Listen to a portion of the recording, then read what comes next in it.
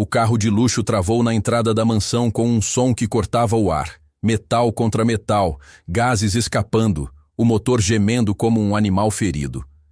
Marcus Thompson sentou-se atrás do volante, as mãos tremendo, o peito subindo e descendo com respiração pesada. Seu melhor cliente, o homem mais poderoso que conhecia. Havia chegado para o almoço e seu Bentley Continental, aquele carro de 1,5 milhão de reais, havia simplesmente morrido na frente de todos. Pela janela do espelho, conseguia ver silhuetas no terraço da mansão. Pessoas rindo. Pessoas filmando com celulares. O som da humilhação ecoando através do vidro. Marcus fechou os olhos. Tinha 41 anos, era pai solo de um filho de 10 anos, e cada centavo que ganhava como motorista particular importava. Muito importava. Seu filho, David, precisava de tutoria de matemática, de uniforme novo, de uma vida melhor que a que ele próprio havia tido. Agora isto. A porta do carro se abriu bruscamente. Richard Ashot, o homem que o empregava há 3 anos, desceu com a expressão que Marcus mais temia. Não era raiva. Era desprezo. O tipo de desprezo que um homem rico sente por alguém que trabalha para ele. O tipo de desprezo que mata lentamente. Que tipo de profissional você é, Marcus? Este carro foi verificado ontem. A voz de Richard era calma, mas cortante como o vidro, a calma de quem nunca aprendeu que precisa gritar para ser ouvido.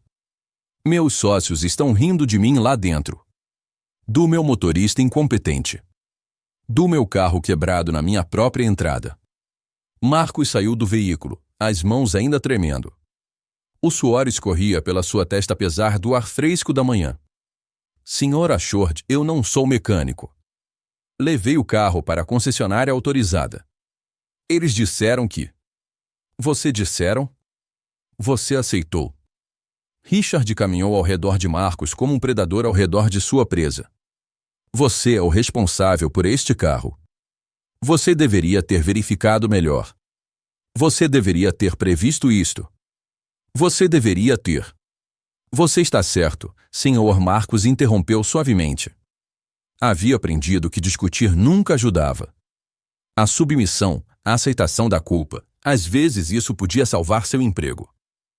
Exatamente. Você não é nada. Você não é engenheiro, não é mecânico, não é sequer digno de dirigir este carro. Richard se virou para voltar para casa, depois parou, como se tivesse pensado em algo mais cruel para dizer. Chame um guincho. Chame qualquer pessoa. Mas não quero ver você aqui quando eu voltar. E se isto custar um centavo que não seja meu, sai do seu salário. Claro. Sim, senhor, Marcus murmurou, odiando a subserviência em sua própria voz. Richard desapareceu pela porta da mansão, deixando Marcus sozinho no estacionamento. O Bentley estava parado como um cadáver, inerte, morto. Um carro que custava mais do que um apartamento completo, e agora era apenas metal e plástico sem propósito. Marcus tirou o celular com mãos tremendo e começou a procurar por mecânicos perto dali. Tudo estava ocupado, com prazos longos, preços astronômicos. 1 hora se passou. 2 horas. 3. O sol começava a queimar sua nuca. Marcus estava sentado na calçada, a cabeça nas mãos, quando ouviu. Posso ajudar, tio? Marcus se virou rápido. Um menino negro, de uns 11 anos, estava em pé ao lado do portão da propriedade. Cabelos frisados caindo sobre os olhos, camiseta surrada com um desenho desbotado de super-herói, mãos dentro dos bolsos da calça jeans remendada. Tinha a aparência de quem havia crescido nas ruas, não em mansões. Nos olhos dele havia uma luz que Marcus reconheceu imediatamente, a luz de alguém que havia aprendido a observar e entender o mundo muito cedo. Menino, saia daqui, Marcus respondeu, tentando soar gentil, mas firme.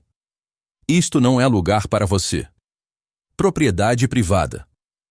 Mas o senhor precisa de ajuda com o carro. O garoto se aproximou, não intimidado. Sua confiança era estranha em uma criança tão jovem. Ouvi o motor quando parou. Ouvi o gemido. Sei o que é. Marcus olhou o menino como se estivesse louco. Como você sabe? Nem sequer você entrou no carro. Meu pai conserta carros. Trabalho com ele desde pequeno. Eu aprendo desde os 7 anos.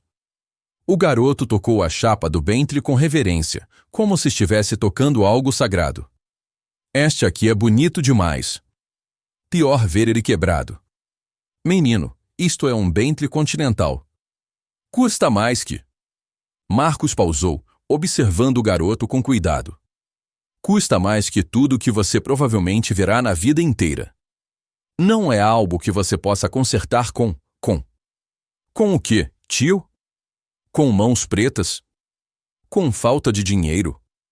O garoto sorriu, mas sem amargura. Máquina é máquina. Motor é motor. Não importa se em carro de pobre ou de rico. A lógica é a mesma. Algo na confiança tranquila daquele menino fez Marcos hesitar. Ele estava sem opções. Tinha nada a perder. E havia uma sabedoria nas palavras do garoto que beliscava algo profundo em seu peito. Tudo bem. 10 minutos. Se eu não conseguir descobrir em 10 minutos, chama o guincho e você sai daqui. Combina? Combina, disse o garoto, se estendendo para apertar a mão de Marcos. Meu nome é Isaiah. Isaiah Johnson. Marcos apertou a mão pequenininha, sentindo a força nela, a confiança. O menino desapareceu debaixo do Bentley. Seus pequenos braços se moviam com precisão cirúrgica, tocando mangueiras, testando conexões, ouvindo atentamente cada som. Marcos se deitou na calçada para observar, fascinado. Os dedos de Isaiah se moviam como se tivessem vida própria, como se conhecessem cada parte daquele carro por instinto. Após 7 minutos, Isaiah saiu arrastado, sujo de óleo, sorrindo. A bomba de combustível está travada. Provavelmente sujeira no filtro, sedimento acumulado. Isso causa pressão insuficiente, o combustível não consegue chegar ao injetor. O motor mata. Isaiah sentia óleo nos cabelos, na camiseta, mas seu rosto brilhava de satisfação. Já consertei isto 3 vezes. Meu pai tinha um Buick antigo que fazia isso todo ano. Marcos sentiu o chão virar sob seus pés. Como você sabe disso? Você tem certeza? Por que se o senhor achou descobrir que você adivinhou? Não é adivinhação, tio. É conhecimento. Ouço o motor. Entendo o problema. Isaiah enxugou as mãos na calça, deixando mancha de óleo. Meu pai dizia que conhecimento vem do estudo, não da idade. Ele também diz que o mundo subestima crianças negras. Acha que a gente não consegue pensar. Mas a gente consegue. A gente consegue demais. Você consegue consertar isto? Marcos perguntou, ainda incrédulo. Aqui, agora. Não aqui. Preciso de ferramentas específicas, peça de reposição nova. Mas digo ao senhor exatamente onde arrumar, quanto custa e qual loja tem em estoque. Isaiah começou a falar com uma precisão que seria cômica se não fosse tão extraordinária. Nomeou a peça, o código, a loja que teria, o preço aproximado. Marcos correu para sua casa 5 minutos dali, pegou seu cartão de crédito, que tinha apenas R$ 300 de limite, dirigiu até a loja, comprou a peça. Volta para encontrar Isaiah esperando pacientemente debaixo de uma árvore, bebendo água de uma mangueira de jardim que havia encontrado. Isaiah consertou o Bentley em 20 minutos. Quando Marcos virou a chave, o motor rugiu, suave e poderoso, exatamente como deveria soar. Algo quebrou dentro dele, não de humilhação, mas de esperança. Pela primeira vez em anos, sentiu que havia alguém que o via, que acreditava nele, que o salvava. E era uma criança. Qual é seu nome completo? Perguntou, ainda em choque. Isaiah Marcos Johnson, senhor. O menino limpava as mãos em um pano velho que havia encontrado. Você tem pai em casa? Tenho. Trabalha em uma oficina perto de casa. Quer conhecê-lo? Sim, Marcos respondeu. Mas primeiro, você vai comer alguma coisa comigo? Quando você comeu pela última vez? Isaiah pensou. Ontem de manhã. Pão com manteiga. Algo quebrou no coração de Marcos. Ele era pobre, mas sua pobreza era privilégio comparada à pobreza de Isaiah. Pelo menos ele tinha um emprego, uma casa, uma rotina. Isaiah tinha uma mangueira de jardim e a capacidade de consertar carros de luxo por magia. Marcos levou Isaiah para um restaurante simples, não luxuoso, sabendo que isso deixaria o menino desconfortável. Enquanto Isaiah comia, e comia com a fome de quem raramente tinha comida abundante, Marcos fez perguntas. Suavemente. Sem pressão. Isaiah tinha 11 anos. Mãe havia morrido 2 anos atrás, pneumonia, falta de dinheiro para ir ao hospital, negligência do sistema de saúde. Pai era mecânico de rua, ganhava o suficiente para alugar um pequeno espaço, mas frequentemente não conseguia pagar. Isaiah frequentava escola pública quando podia, mas passava mais tempo na oficina, aprendendo com as mãos do que qualquer livro podia ensinar. Você quer ser mecânico? Marcos perguntou entre garfadas de sua própria comida, que havia pedido apenas por educação. Seu estômago era um nó. Não. Quero ser engenheiro. Isaiah olhou para Marcos nos olhos com uma seriedade que deveria pertencer apenas a adultos. Quero desenhar carros melhores. Carros que durem mais, que não deixem people como seu chefe na dependência. Que não deixem meu pai tendo que consertar o mesmo carro toda semana porque foi feito de forma barata. Quero fazer máquinas que importem. Marcos colocou o garfo no prato. Havia entrevistado centenas de pessoas em sua vida, para vários empregos, para relacionamentos. Ninguém havia falado com essa lucidez e propósito aos 11 anos. Naquela noite, Marcos estava em casa com seu próprio filho, David, um garoto tímido de 10 anos que estudava demais, brincava de menos e carregava a tristeza silenciosa de uma criança que havia crescido sem mãe. A mãe de David havia deixado quando ele era bebê. Contou a eles sobre Isaiah. David ouviu com aquela atenção silenciosa que sempre tinha, sentado no sofá, as pernas encolhidas, processando cada palavra como se fosse um tesouro. Pai, você vai contar para o Sr. Ashore que foi um menino? Não, filho, Marcos respondeu, sentando-se ao lado do garoto. Porque o Sr. Ashore não vê pessoas. Vê apenas ferramentas. Se eu contasse que foi Isaiah, ele tentaria explorá-lo, usá-lo, ou pior, conseguiria impedi-lo de vir aqui de novo porque acha que meninos pobres não merecem estar nessa propriedade. Então você vai mentir. David perguntou, preocupado. Tinha a moralidade rígida de uma criança educada em escolas religiosas. Não. Apenas não vou voluntariar informação. Há diferença entre mentira e silêncio. David acenou, ainda processando. Pai, você acha que ele consegue ser engenheiro? Um menino que não tem dinheiro? Não sei, filho. Mas vou ajudar ele a tentar. Uma semana depois, o Bentley quebrou novamente. Marcos, em pânico, não sabia como consertar. Mas desta vez, em vez de chamar um guincho caríssimo, chamou Isaiah. O menino apareceu em meia hora e novamente resolveu o problema em minutos, desta vez uma situação mais complexa com o sistema elétrico. Marcos pagou R$ 200 do bolso. Tinha feito horas extras entregando comida aos fins de semana para ter este dinheiro. Isto é muito dinheiro, tio, Isaiah protestou. Eu não mereço. Você salvou meu emprego, Marcos respondeu com firmeza. Novamente. Mereço muito mais. Você merece muito mais. Meses se passaram em um ritmo estranho. O Bentley de Richard Ashore quebrava a cada 2 semanas como se estivesse amaldiçoado. Cada vez, Marcos chamava Isaiah. Cada vez, o menino aparecia, consertava, aprendia algo novo. E cada vez, Marcos se tornava mais convencido de que este menino não era apenas talentoso, era extraordinário.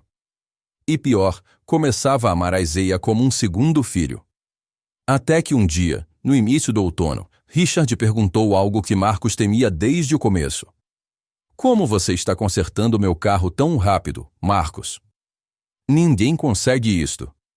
Nenhum mecânico profissional consegue. Você está fazendo isto como?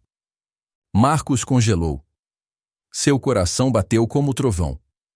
Não conseguia mentir. Não era em sua natureza. Senhor, Conheço um mecânico um profissional muito talentoso que...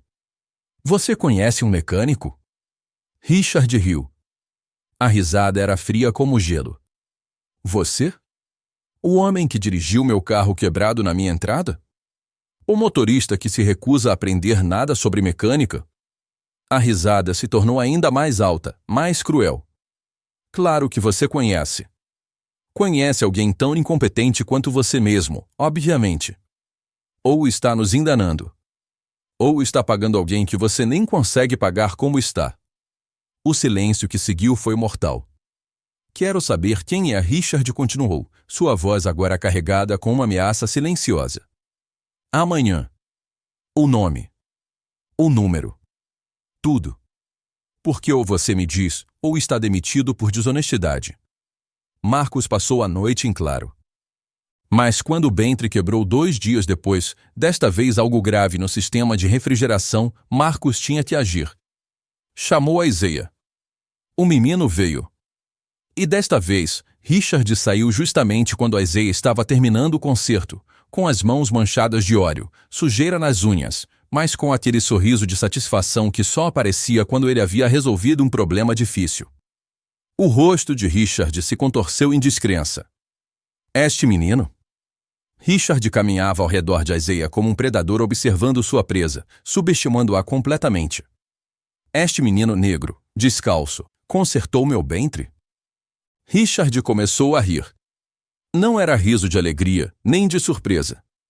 Era o riso cruel de alguém acostumado a humilhar, de alguém que havia passado a vida inteira sabendo que seu dinheiro lhe dava o direito de rir de qualquer pessoa abaixo dele. Você realmente acredita que um garoto de rua consegue consertar um carro de luxo? Que adorável, Marcos. Que absolutamente adorável. Ele se moveu perto de Isaiah, olhando para baixo, sua altura e seu. Não, senhor, Isaiah respondeu calmamente.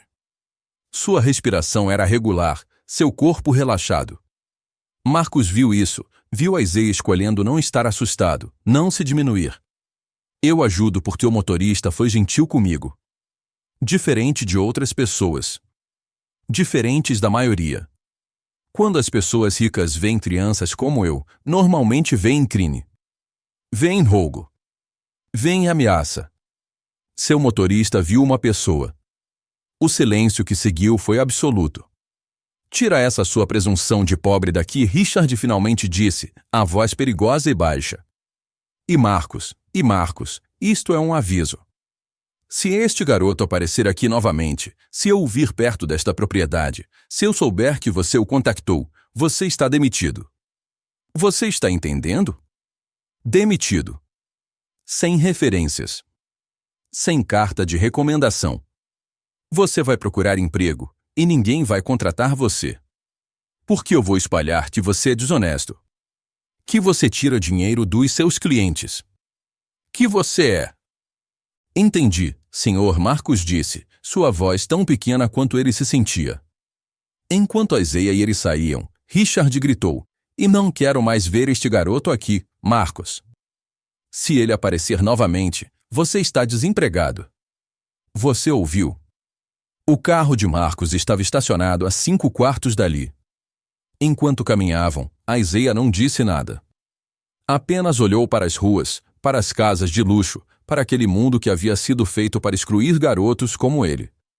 Tio, eu sinto muito, Isaiah finalmente disse quando chegaram ao carro de Marcos, um Honda velho de 2008 que ele havia mantido em excelente condição precisamente porque precisava de toda a parte funcionando. Eu arruinei sua vida. Marcos parou. Virou-se. Colocou as mãos nos ombros do menino pequeno. Não. Você salvou minha vida. Marcos sentia as lágrimas chegando, mas as prendeu. Porque agora sou livre. Não vou mais trabalhar para homens que não veem humanidade nos outros. Não vou mais viver com medo. Porque o medo que eu tinha do Richard Ashford era muito maior que qualquer medo que ele poderia me fazer passar. Na semana seguinte, Marcos fez algumas ligações. Havia economizado suficientemente ao longo dos anos, nunca havia viajado, nunca havia gasto em luxúria, havia colocado cada centavo extra em uma conta. Havia visto como a Isaiah trabalhava. Havia visto a qualidade. Havia visto o futuro. Fez uma proposta que era parte louca, parte suicida. Abrir seu próprio negócio. Uma pequena oficina especializada em carros de luxo. Isaiah seria seu mecânico-chefe, quando não estivesse na escola. Marcos seria o proprietário, o gerente, o cara que falava com os clientes. Você acredita que isto vai funcionar? Isaiah perguntou naquela noite, enquanto ajudavam Marcos a pintar o interior do novo espaço alugado, um galpão pequeno em uma área industrial, longe dos bairros ricos, mas perto o suficiente de ser acessível. Sim, Marcos respondeu, pintando a parede com cores que haviam escolhido juntos, um azul profundo que remetia ao céu. Porque você é extraordinário. Porque talento sempre encontra seu caminho. E porque alguns clientes vão vir. Como você sabe? Isaiah perguntou. Porque Thomas Blackwell ligou para mim ontem. Thomas Blackwell havia sido passageiro de Marcos uma única vez, um homem poderoso, proprietário de um império automóvel internacional. Na época, havia comentado que Marcos dirigia bem, que tinha qualidades de liderança. Marcos havia deixado seu número de contato. Quando você é motorista particular para homens ricos, aprende que nunca se sabe quem pode abrir uma porta no futuro. Thomas havia chamado, perguntando se Marcos ainda trabalhava com Richard.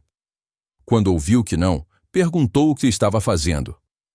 Marcos contou tudo, da humilhação inicial ao encontro com Isaiah, ao bem consertado, a tudo. Quero conhecer este menino, Thomas havia dito. Isaiah conheceu Thomas Blackwell na semana da inauguração da oficina. O homem examinou o garoto como se estivesse avaliando um Ferrari. Depois, colocou sua Mercedes no guincho e pediu. Conserte. Tem qualquer problema que você consiga identificar. Pago o que cobrar. Mas quero o melhor. Isaiah consertou. Perfeito. Um problema no sistema de transmissão que havia atormentado Thomas por meses. Thomas trouxe outro cliente. Depois outro. Dentro de 3 meses, a pequena oficina tinha fila de espera de 2 meses. Bilionários queriam que aquele menino verificasse seus carros. A história começava a se espalhar, boatos em círculos de homens ricos, em jantares exclusivos. Há um menino, não tem nem 12 anos ainda, e ele consegue diagnosticar qualquer problema em qualquer carro em minutos. A história de Isaiah, um garoto negro que havia crescido na pobreza mais extrema, consertando carros de luxo com habilidade profissional, eventualmente vazou para a mídia. Um jornalista escreveu sobre ele. Um vídeo viralizou mostrando Isaiah consertando um Ferrari antigo em 40 minutos, enquanto mecânicos profissionais de uma oficina famosa observavam, incrédulos. Escolas começaram a oferecer bolsas. Universidades de engenharia o convidavam para palestras. Mas Isaiah continuava aparecendo na oficina após a escola, continuava aprendendo do pai, que agora também trabalhava com eles, continuava aprendendo de Marcos, porque seu verdadeiro educador nunca seria uma sala de aula, seria a prática, a experiência e o amor de um homem que havia visto além das aparências. Uma noite, David, agora ajudando na oficina, aprendendo ao lado de Isaiah, perguntou ao pai, você se arrepende de perder o emprego com o Sr. Ashore? Marcos olhou o filho, depois para Isaiah que estava estudando manuais de engenharia avançada no canto da oficina, depois para a placa da porta que dizia Thompson & Johnson Automotive Excellence, onde talentos encontram oportunidade. Não, filho. Porque perdi um emprego e ganhei uma vida. Perdi um patrão e ganhei um propósito. Perdi o medo e encontrei coragem. Isto parece um péssimo acordo? David sorriu. Não, pai. Parece justo. 3 anos depois, quando Isaiah tinha 14 anos e havia entrado em uma universidade de elite em um programa especial para gênios precoces, foi entrevistado pela revista de maior circulação do país. A manchete era ousada. O menino que humilhou os bilionários. Como um garoto pobre provou que talento não conhece classe social. A história contava como um garoto nascido na pobreza extrema havia superado o preconceito com a ajuda de um homem que havia perdido tudo para acreditar nele. Como Marcos Thompson, um simples motorista, havia reconhecido e cultivado talento extraordinário. Como juntos eles criaram algo que não apenas mudou suas vidas, mas começou a mudar a indústria automóvel, porque fabricantes começaram a estudar os métodos de Isaiah, a aprender com ele, a modernizar baseado em seu entendimento profundo de mecânica. Richard Ashod foi mencionado brevemente no artigo, como o homem que não viu o gênio que estava diante dele. Sua reputação diminuiu nos círculos que importavam. Seus negócios começaram a sofrer. Os clientes que o respeitavam começaram a questionar seu caráter. Marcus recebeu ofertas de trabalho de pessoas que antes o ignoravam completamente. Executivos que haviam passado por ele nos elevadores de prédios de luxo, que nunca havia notado sua existência, agora queriam consultá-lo sobre suas operações. Mas ele recusou todos. Porque ele e Isaiah estavam muito ocupados construindo algo maior. Algo que ia além de dinheiro, além de prestígio. Um centro de treinamento para jovens talentos de comunidades pobres. Um lugar onde garotos como Isaiah pudessem ser descobertos, desenvolvidos, celebrados.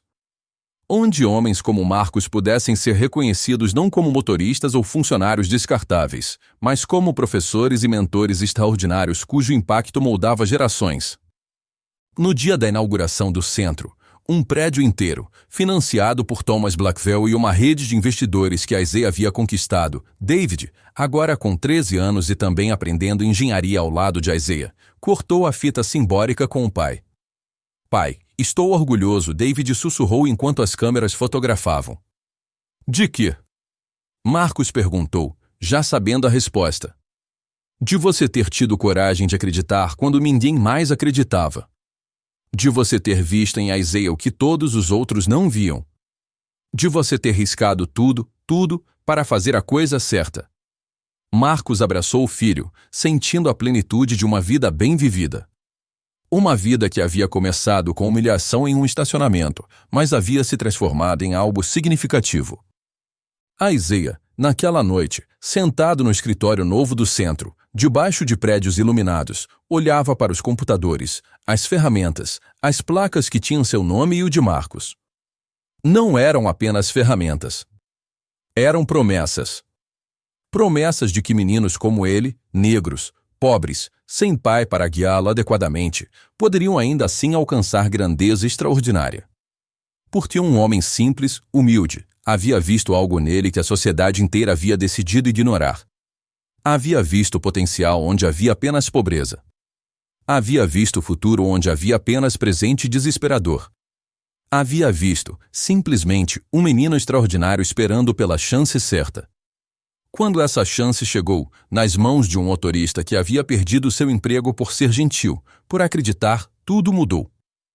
E agora, quando pessoas procuravam Isaiah Johnson para consertar seus carros mais caros, para aprender seus métodos, para entender sua mente extraordinária, eles não apenas encontravam um mecânico e engenheiro incomparável. Encontravam uma história. A história de dois homens negros que se recusaram a aceitar as limitações que o mundo tentava impor. A história de dignidade e talento superando o preconceito e classe. A história de um pai solo que ensinou seu filho que caráter importa muito mais que dinheiro. A história de um menino que provou que idade não define capacidade, que talento não respeita calendários. A história de como uma única chance, dada por uma única pessoa que acreditava, pode transformar completamente não apenas uma vida, mas gerações inteiras. E quando tudo isso foi dito e feito, quando os anos se tornaram passado e as promessas se tornaram realidade, Marcus Thompson, o motorista que havia perdido seu emprego por confiar em um menino, havia ganho seu legado. E Isaiah Johnson, o garoto das ruas, o menino que comia pão com manteiga e bebia água de mangueira, havia ganho seu lugar no mundo. Tudo porque um homem simples e gentil havia tido coragem de dizer: vejo você. Acredito em você. Vamos fazer isto juntos. E às vezes, é apenas isso que o mundo inteiro precisa. Uma pessoa que vê de verdade. Uma pessoa que acredita completamente. Uma pessoa que diz sim quando deveria ser fácil dizer não. O resto, como sempre, é história.